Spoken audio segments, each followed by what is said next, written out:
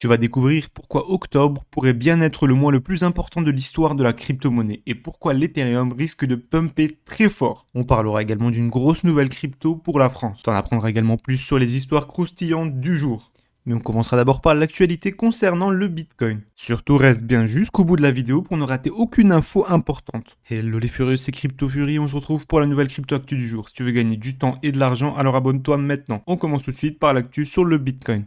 On va d'abord parler de l'analyse qui avait presque réussi à prédire exactement le cours du Bitcoin pour le mois d'août et le mois de septembre. Et ce même analyste prédit un cours du Bitcoin à 63 000 $ pour le mois d'octobre. Le prix du Bitcoin au mois de septembre a clôturé à un prix inférieur que le mois d'août.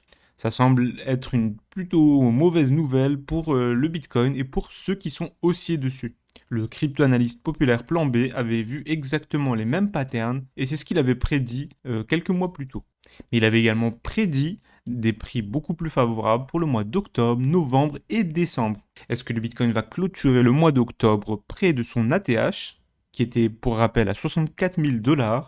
Le début de la chute pour rappel avait été causé en partie par Elon Musk et ses annonces de retirer du coup le paiement en Bitcoin des Tesla dû à l'écologie, mais également aux annonces de la Chine qui avait banni la crypto-monnaie, notamment le mining. Durant les mois qui ont suivi, le Bitcoin avait perdu près de 50% et sa valeur avait descendu sous les 30 000 $ à de nombreuses occasions.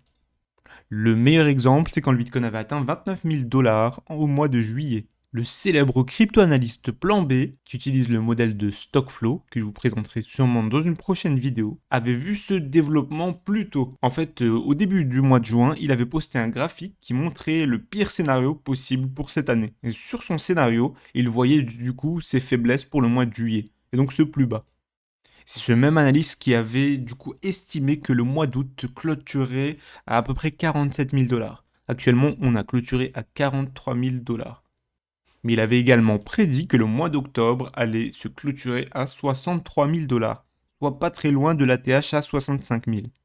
Pour le mois de novembre, il voit même un BTC à 98 000 $ et un mois de décembre à 135 000 $. Quelque part, il souligne l'importance de s'abonner à ma chaîne pour avoir justement les fondamentaux au quotidien. Pour rappel, Plan B, c'est l'analyste qui est connu pour être le créateur du modèle Stock of Flow et de ses variations. Le 1er octobre, il a retweeté la courbe qu'il avait précédemment tweetée en disant que le Bitcoin avait clôturé à 43 800 $, soit un niveau très proche de sa prévision de 47 000 $. Quoi qu'il en soit, un grand nombre d'analystes pensent actuellement que le Bitcoin va continuer sa montée et qu'on pourrait repartir vraiment en bull run. Pour rappel, le bull run est validé une fois que le Bitcoin a retouché son ATH, soit son plus haut historique. Actuellement, il est à 65 000 $. On va maintenant parler de l'Ethereum et pourquoi est-ce que le pattern qui est arrivé en 2017 et qui avait conduit à une hausse de 7000% de gains sur l'Ethereum est en train d'apparaître de nouveau en 2021. Ce scénario va-t-il pouvoir aider l'Ethereum à toucher les 13 000 $ dans les 6 mois si l'histoire se répète? C'est ce qu'on va voir dans cet article. En 2017, on voyait un indicateur fractal qui consistait en fait en 4 patterns différents qui permettaient de visualiser l'Ethereum et sa prise des 7000%. Sauf qu'aujourd'hui, en 2021, on est en train de retrouver exactement le même placement de ces 4 indicateurs qui avaient été repérés en 2017. Actuellement, l'Ether est à peu près 3350 $.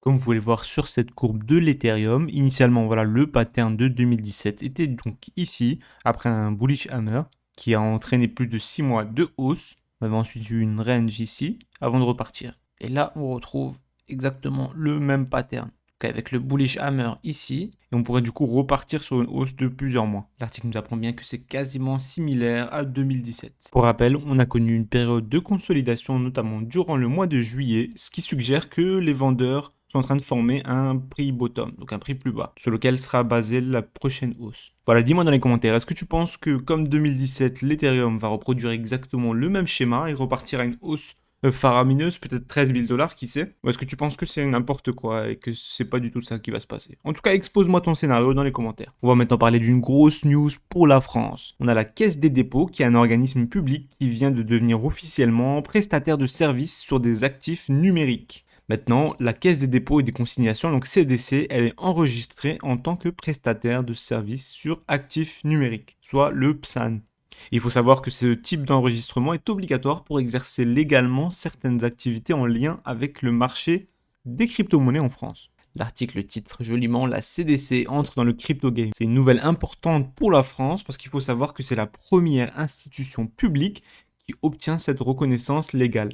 Le PSAN précise en fait un environnement particulier aux acteurs qui souhaitent proposer des services en lien avec la crypto-monnaie auprès de clients français. Pour l'instant, l'enregistrement à la PSAN concerne simplement une activité qui est la conservation de crypto-monnaies pour le compte de tiers. Donc ça donne la possibilité de garder des crypto-monnaies pour quelqu'un. Ça permet donc à l'institution publique de détenir des crypto-monnaies. Il n'a pas été précisé si ce service pouvait s'appliquer à l'État. Donc est-ce que l'État peut acheter maintenant des crypto-monnaies en tant qu'entité et les déposer du coup au CDC pour les garder? Actuellement en France, on a une vingtaine d'entités qui sont enregistrées par l'AMF, mais c'est la première institution publique. La France au début elle avait un positionnement sur la crypto-monnaie qui paraissait plutôt contre-productif en fait. Et là avec le temps et avec ce qui se passe dernièrement, on a l'impression que la France est en train de s'assouplir et qu'elle comprend le défi de la crypto et de la blockchain. Qu'elle veut enfin entrer dans le wagon aussi au lieu de dénigrer la crypto. Bah écoutez, je trouve que c'est une nouvelle plutôt positive. On va maintenant parler des accusations de pump and dump de la crypto-monnaie ICP ou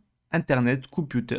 Le fondateur dit que c'est simplement la cause du Bitcoin. On a le fondateur de Dfinity, qui est en fait la société qui gère Internet Computer, donc ICP. C'est la crypto-monnaie que vous avez sûrement vu émerger au mois de mai, qui était passée direct dans le top 10 pour ensuite descendre au fil des mois. Il revient donc sur les événements avec cette forte hausse de son token de gouvernance, et ainsi que la chute brutale qui a suivi. Pour lui, il n'y a eu aucune manipulation du cours du token du ICP et c'est simplement la cause du Bitcoin et de sa chute. Donc le fondateur Dominic Williams s'est entretenu avec le média CryptoSlate et il nous explique que le ICP il a été lancé donc, du coup en mai 2021 après 5 ans de développement, qu'il entrait rapidement dans le top 10 24 heures seulement après son lancement et qu'ensuite il perdait près de 80% de sa valeur au cours du mois qui a suivi.